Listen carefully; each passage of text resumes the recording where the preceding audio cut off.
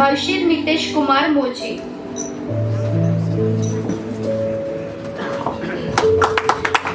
યુવરાજ ચાલકેને 10th માં 98% આવ્યા છે અને ફર્સ્ટ રેન્ક મળ્યો છે એને. અને એની અચીવમેન્ટ સર એ છે કે એને સંસ્કૃતમાં 100 આઉટ ઓફ 100 માર્ક્સ મળ્યા છે. જે કે સંસ્કૃત આપણા ભારતનું મૂળ છે, આપણા કલ્ચરનું મૂળ છે અને સંસ્કૃતમાં એને 100 આઉટ ઓફ 100 મળ્યા છે. અને ખૂબ જ સરસ એને હમણાં જ તમે આવવાના પહેલા એક ખૂબ જ સરસ શ્લોક અને એનો અર્થ પણ આપણા બધા વિદ્યાર્થીઓને સમજાયું. તો એના બદલ ખૂબ ખૂબ આભાર. Thank you. નેશતા, જેને 12th માં 97% મળ્યા છે અને A1 ગ્રેડ આવ્યો છે ને in all subjects, 100 out of 100 in accounts and statistics. વાહ બેટા વાહ. And she want to do a CA. Congratulations.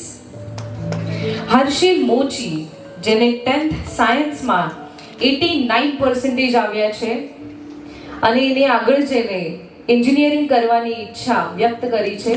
તો ખૂબ ખૂબ અભિનંદન અને તારા બ્રાઇટ ફ્યુચર માટે ખૂબ ખૂબ શુભેચ્છાઓ. ત્વિષા દેસાઈ, જેને 10th માં 96% આવ્યા છે. આ છોકરીએ પણ સાયકેટ્રિસ્ટ બનવું છે, એને હ્યુમન સાયકોલોજીની સ્ટડી કરવાની ઈચ્છા વ્યક્ત કરી છે. જે આપણા જે જેન ઝી છે એમનામાં એક ખૂબ જ યુનિક એક એનું ઈચ્છા એને વ્યક્ત કરી છે કે જે હ્યુમન સાયકોલોજી એને ભણવાનું છે. અને ખૂબ જ સરસ એને હમણાં એનું એક એક્સપિરિયન્સ શેર કર્યો હતો. બેટા એક થોડું બે શબ્દો કહીશ તું? યસ, હું એને એક રિક્વેસ્ટ કરીશ કે એને જે એનું એ જ્યારે 5th સ્ટાન્ડર્ડમાં હતી એને એક્સપિરિયન્સ હમણાં શેર કર્યો તો એ ફરી એક વખત તું શેર કરજે. અને કેવી રીતે તને સાયકેટ્રિસ્ટ ભણવાની, સાયકોલોજી ભણવાની કેવી રીતે તારી ઈચ્છા થઈ એ તું પ્લીઝ આપણા બધા છોકરાઓને. લોકડાઉન ચાલતું એ ટાઈમ પર દાદા લોકો અમને ફ્રેન્ડ્સને સાથે અમે લોકો ગાર્ડનમાં ગયા હતા. તો એ ટાઈમ પર તો મારે સાયકોલોજીમાં એવું કંઈ હતું નહીં, પણ એ ટાઈમ પર જ્યારે મારી સામે એક છોકરો પથ્થરથી અથડાઈને પડી ગયો ત્યારે મેં જોયું કે થોડા લોકો એના પર હસતા હતા અને બીજા લોકો એને મદદ કરવા આવી ગયા.